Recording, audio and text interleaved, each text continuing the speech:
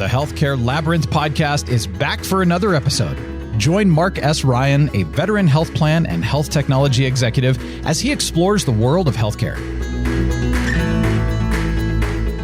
Welcome, everyone, to this edition of the Healthcare Labyrinth podcast. My name's Mark Ryan.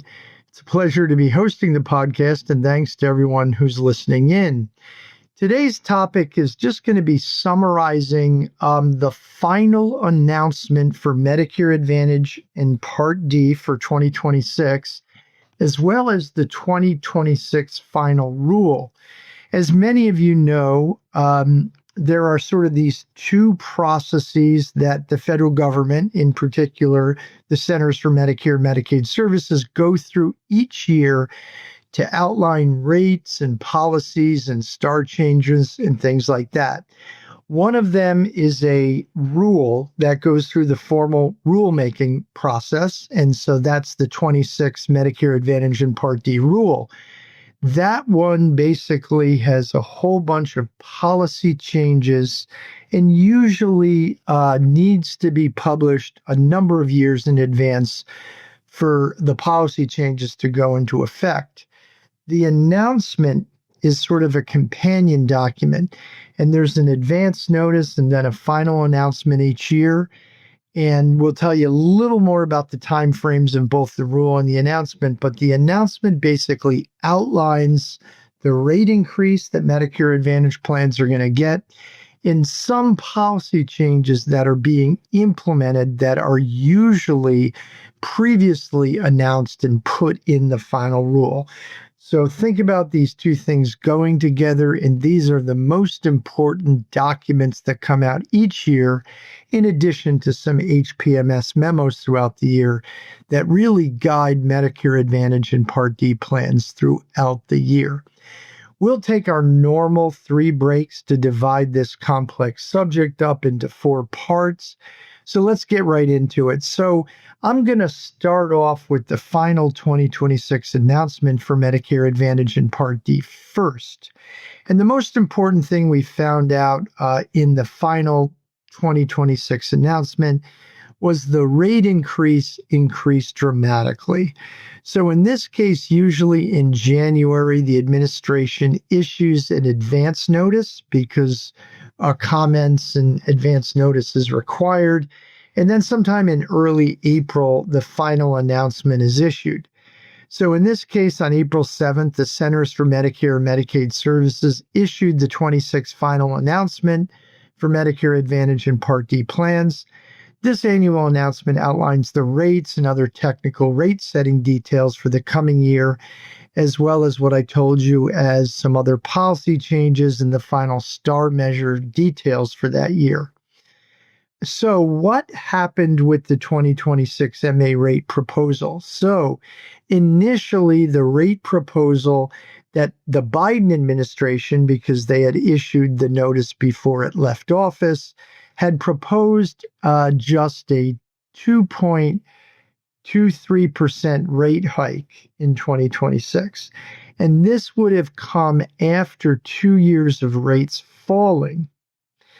And so that 2.23% in 26 would not count risk score trends. There's a big debate about this.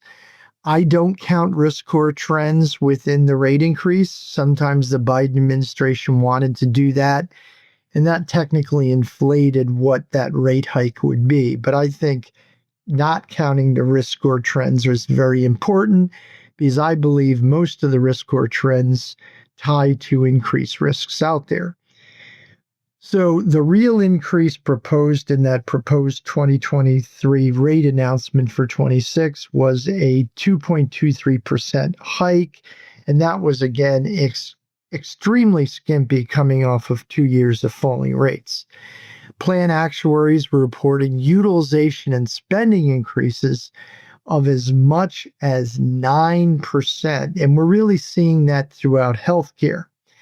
So again, that advance notice would have meant a 3rd year of reduced benefits, increased cost sharing, and geographic contraction if it held. MA advocates and plans were urging the new Trump administration, which had to finalize that notice, to issue relief of some sort, either forestalling the further phase-in of the risk model changes that were taking a huge amount out of the rates, or the medical education phase-out, which was also taking some amount of increases out of the rates. Well, the Trump administration didn't have to really do anything to drive up the 26 rate. CMS actually did not change any policies on rates between the advance notice and the final announcement, but the rate hike surged from 2.23% to 5.06% because the rate setting growth factor increased dramatically between the two notices. As noticed, again, MA plans and actuaries warned that trends in the program were as high as 9% due to soaring utilization. Indeed, as all of the 24 claims rolled in, especially in Q4 between the first and second notice, the effective growth rate in the rate formula went from just below 6% to over that 9% that plans were noticing in terms of utilization changes. MA plans were happy overall about the change in the increase from 2.23% to 5.06%. With the growth rate going up so much, it would have been very hard for the administration to make policy changes to boost the rates even higher. So that's why they did not modify the risk model phase-in or forestall any of the medical education phase-out. It really, CMS would have been hit with attacks from providers who see either cuts or low hikes in their rate setting systems. For sure, providers have had issues anyway with the 5.06%, but it just was not advisable for CMS to do any more. The trend is what the MA plans certainly deserve due to the high cost trends. My view is that the 5.06% increase does a few things. Number one, it continues to promote the road to recovery. As I talk often about, MA financials overall have been underwater for the past couple of years, in part due to the negative rate hikes. Many plans have reduced benefits, as I mentioned, and contracted geographies to get back to normal margin. And I think this 5.06% will certainly help them to do that. Again, though, given the major utilization hikes, things will still be very tight. And so we will continue to see challenges that plans have. But again, that road to recovery will be much better with the higher rate increase out there. I still foresee reductions in 2026 in terms of benefits and increased cost sharing, as well as geographic contraction, given all the moving parts out there. But it probably won't be at the levels that we've seen the last couple of years. So overall, a very nice surprise and better outlook for the industry. And certainly MA, large insurer stocks, basically were helped out a bit by this announcement. Now, a bit of a future caution, because some other things have been talked about on Capitol Hill and within CMS, and it involves CMS saying it has been working to calibrate the risk adjustment model using Medicare Advantage encounter data, diagnosis, cost, and data submitted to CMS by the MA plans, as opposed to a combination of that encounter data and fee-for-service data. CMS says it could start phasing in an encounter database risk adjustment model as early as 2027. The issue for plans is it would break with setting rates in part on the antiquated fee-for-service program, where rates traditionally have been moderate to high. So if an encounter-based only rate setting system is adopted, that could further complicate rate hikes in the future for CMS. But overall, again, A sigh of relief for MA plans going into 2026 with that considerable 5+ rate hike. With that, we will take our first break in this very complicated podcast regarding MA policy announcements, and we will be right back with the 26 rule. Be right back. Health plans and insurance are confusing. Our healthcare system is in dire need of reform. Health policy expert Mark Ryan tackles both issues in his book, The Healthcare Labyrinth. It is both a guide to navigating health plans and fixing American health insurance. Mark dives deep into how health plans and the American health insurance system operate. He then outlines a comprehensive reform agenda for the system as a whole, including pricing, emphasizing health and care management, and ensuring affordable access to health coverage in a private delivery model. Mark is a bit of an unconventional Republican in that he believes affordable access is the morally right thing to do, and that it is also fiscally prudent for our nation. Learn more about Mark's book, The Healthcare Labyrinth, at healthcarelabyrinth.com or search at leading bookseller websites. Available in print, ebook, and audiobook forms. Welcome back, and we hope you're enjoying this episode of the Healthcare Labyrinth podcast. We're talking all things policy and rates today. We are talking about the recent final announcement for 2026 for MA and Part D plans, as well as the 26 finalized MA and Part D rule. So before the first break, we sort of summarized what happened with the final announcement in terms of rate setting. As I promised, we're going to now get into that 26 MA and Part D final rule. As expected, the Trump administration has finalized some, but not all, of the former Biden administration's massive proposed 2026 MA and Part D rule. It issued it in late November. That's pretty customary, and the rule is usually finalized in the following year in April. So we expected that, as did occur with Trump finalizing that Biden proposed rule in early April as well. In many ways, the proposed rule from Biden was a shot across the bow to Trump, laying out Biden's view on key policy issues within MA and Part D. As is customary, succeeding administrations tend to scrutinize rules proposed or finalized late in the previous administration's term. And these incoming administrations usually rescind, change, or modify proposals.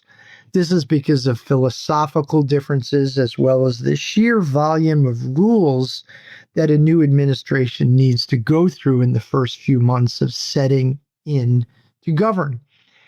It is clear in the final rule for 2026 MA and Part D that the new Trump administration could simply not get through some of the proposed 26 MA and Part D rule and really develop a position. But in other areas, it clearly looked at the rule and it's throwing out the Biden proposals because it disagrees fundamentally with them. So let's talk about the finalized proposals here. In this segment, I'm going to talk about the Part D, and then after the second break, we'll go into Part C. So let's get right into the Part D changes in this 26 MA and Part D rule. So under Part D, vaccine and insulin cost sharing.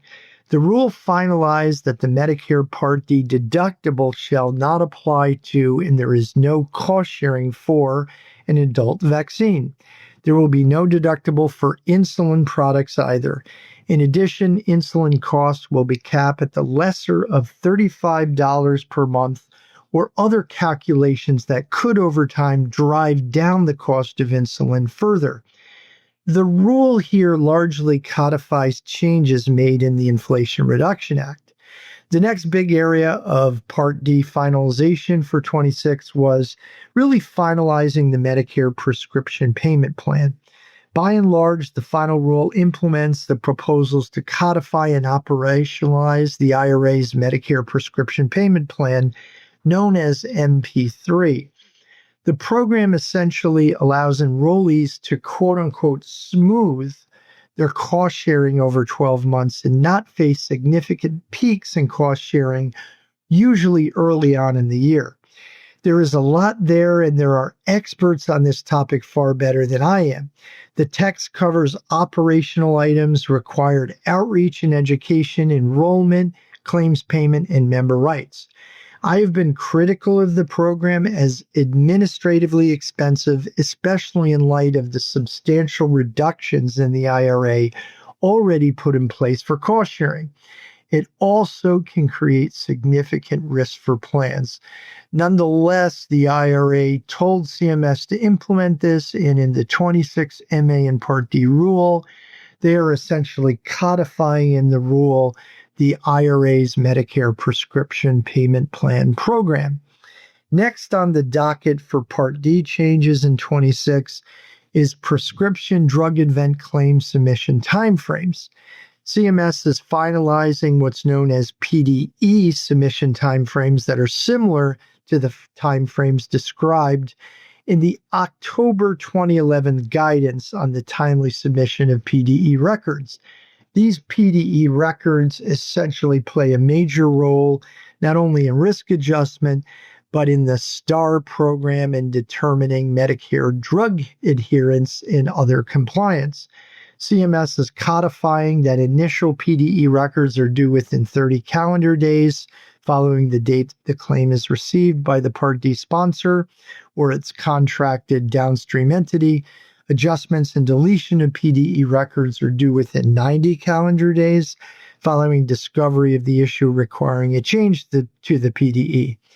Resolution of rejected PDE records are due within 90 calendar days following the receipt of the rejected record status from CMS.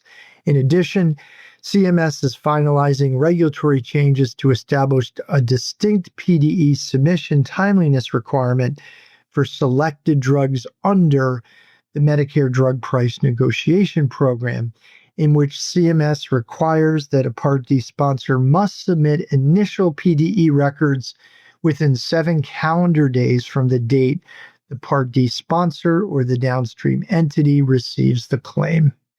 Next, we're going to talk a little more about IRA Part D drug negotiation codification. CMS in the MA 26 rule is finalizing 2 IRA-related provisions that are needed to help ensure that selected drugs with maximum fair prices in effect under the Drug Price Negotiation Program are available to beneficiaries at the point of sale, and that these maximum fair prices are effectuated for dispensing entities timely. Next, the 26 rule also finalizes a proposal regarding the Medicare Transaction Facilitator data module. CMS basically says that Part D sponsors' network participation agreements with contracting pharmacies must include that the pharmacies be enrolled in the Medicare Drug Price Negotiation Program's Medicare Transaction Facilitator data module, and that such pharmacies certify the accuracy and completeness of their enrollment information in that MTFDM module. With that, that is all of the major Part D, fairly technical issues finalized in the 26 MA and Part D rule. We'll take our second break now, and when we come back, we'll talk about the Part C finalized items from the rule. Be right back. Lilac Software is proud to work with the Healthcare Labyrinth website to educate people on the healthcare system. At Lilac, we believe transparency is so important in healthcare. The healthcare system is opaque, and Lilac is trying to bring clarity to data and unleash the best member care, reduce costs, and improve outcomes. Our cloud-native payer platform revolutionizes data insights and analytics. Plans have all the data they need, but in silos locked away in point solutions. At Lilac, we solve the data fragmentation problem and help plans turn complex data into actionable insights, leading to greater operating leverage, tight cost controls, and healthier members. Health plans can improve STAR scores, reduce medical expense, drive revenue, and more. Quite simply, with Lilac, you can drive better business and health outcomes. Learn more at lilacsoftware.com. Welcome back, and we hope you're enjoying this episode of the Healthcare Labyrinth podcast. We're in a technical deep dive regarding major policy documents for 2026. In the first segment, we talked about the finalization of what's known as the announcement for rate setting and other policy changes. Before the last break, we talked about the 26 MA and Part D rule and the Part D changes. Now we're going to get into the Part C changes for that MA and Part D 26 rule that was finalized in April. So under Part C, we have streamlining some prior authorization appeals and utilization management. This topic is one example of the Trump administration finalizing only parts of the proposed rule because they disagreed with some and agreed with others.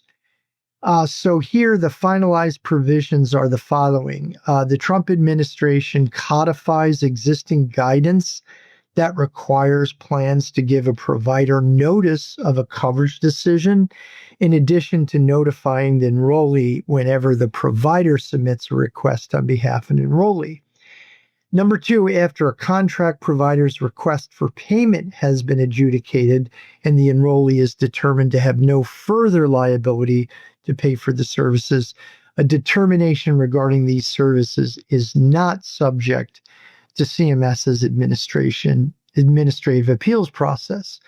Next, the finalized rule also clarified that an MA plan's refusal pre or post service of a coverage decision concurrently with an enrollee's receipt of services, including the type or level of service, is an organization determination subject to appeal and other existing requirements.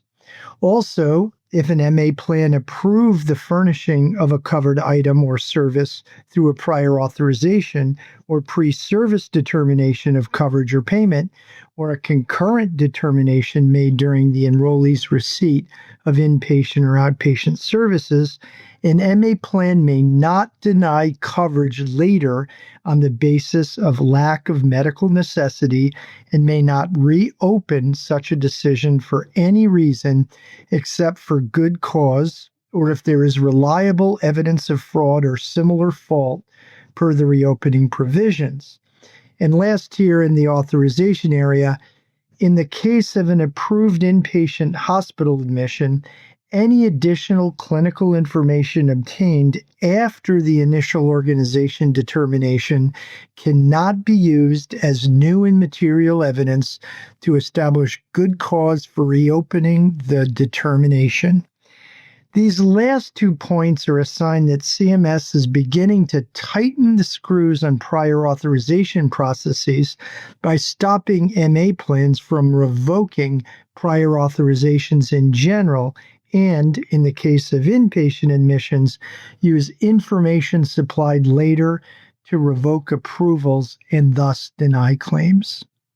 Next, we're going to talk about some changes in supplemental benefits. So this is another example of where the Biden administration had proposed sort of sweeping changes, but the Trump administration is only finalizing some of them. So the Trump administration did finalize a proposal to clarify what special supplemental benefits for the chronically ill, known as SSBCI benefits, were not allowable. So first, what is an SSBCI benefit? Well, an SSBCI benefit is a benefit that is not uniformly offered to every MA enrollee. It's only offered to those that have chronic conditions. So they wanted to really clarify what was allowable in terms of these benefits. These benefits can be non-primarily health related. However, the benefit must have a reasonable expectation of improving or maintaining the health or overall function of the chronically ill enrollee. So what the Trump administration did finalize was say, what can't you offer as a benefit in this area? What is not allowable? And good examples of what they outlined as not allowable are non-healthy food, alcohol, tobacco, life insurance, and the like. So that's the supplemental benefit item, the only one that was really finalized by the Trump administration.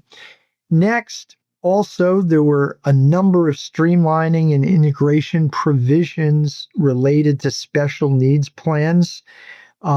Again, the Trump administration did not finalize all of them, but here are some of those on special need plans proposals that the Trump administration did finalize. Well, first, members of an applicable integrated special needs plan will receive integrated member identification cards that serve as the ID cards for both the Medicare and Medicaid plans in which an enrollee is enrolled. These same AIP SNP plans will have to conduct an integrated health risk assessment for Medicare and Medicaid. The rule also finalized provisions to codify timeframes for all SNPs to conduct HRAs and ICPs and prioritize the involvement of the enrollee or the enrollee's representative in the development of the ICPs. And related to prior authorizations, an applicable integrated plan must adopt and implement a process for enrollees to request that the plan make an integrated organization determination. So again, some special needs plan rules that were finalized, really very much targeted to a specific form of SNPs, which are known as applicable integrated plans. Let's get into some general programmatic changes now that we've covered Part C and Part D. Well, in the area of risk adjustment, CMS made a series of risk adjustment technical adjustments, including amending the definition of hierarchical condition categories, or HCCs, to make the reference to International Classification of Diseases, ICD, general rather than version specific, and substituting the terms disease codes with diagnosis codes and disease groupings with diagnosis groupings to be consistent with ICD terminology. The rule also codified requirements for PACE organizations and cost plans to submit risk adjustment data to CMS. So a very technical change there in the rule for risk adjustment. So that is really everything in Part C, Part D, and general programmatic changes that occurred with the finalized rule. Let's talk very quickly about some things that the Biden administration had proposed, but the Trump administration did not finalize. And there are about a dozen here, and I'm just going to list them. We don't really need to be too concerned about them, but I do want to list them because they could come up later. Well, one important item, the Biden administration had proposed GLP-1 coverage in Medicare and Medicaid for obesity when there was no other underlying disease state.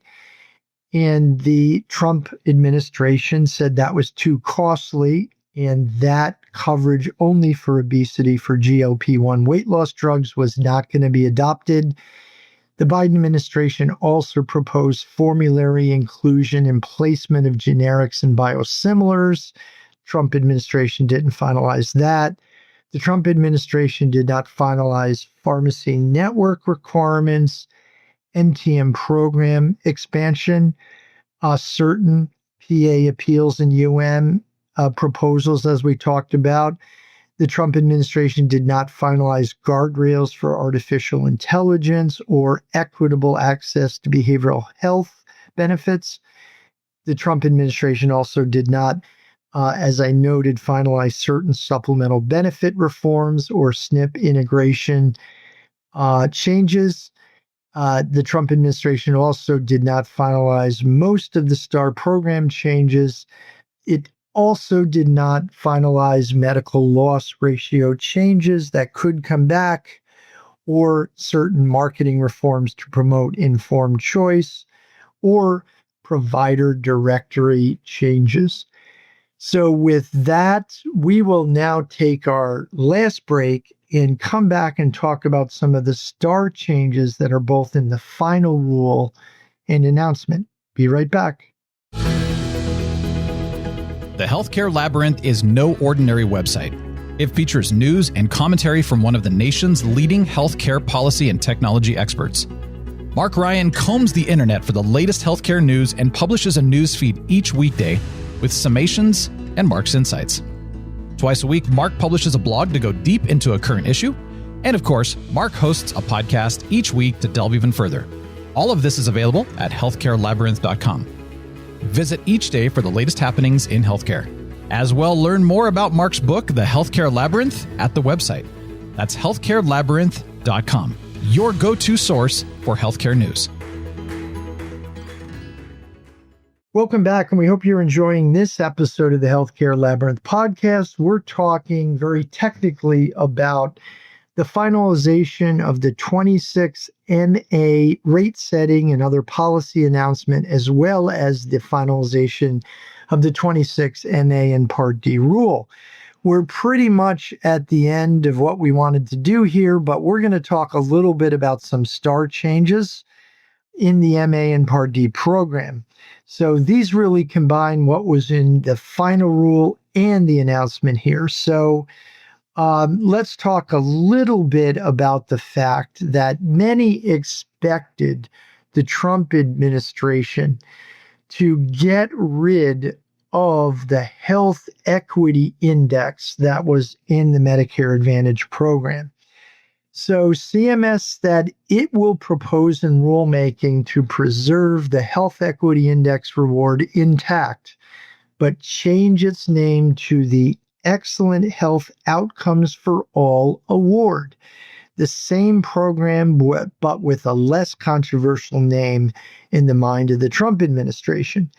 Given the Trump administration's effort to expunge diversity, equity, and inclusion from government, again, many wondered if the Trump administration would simply remove the HEI and leave the reward factor in place. Indeed, it did not.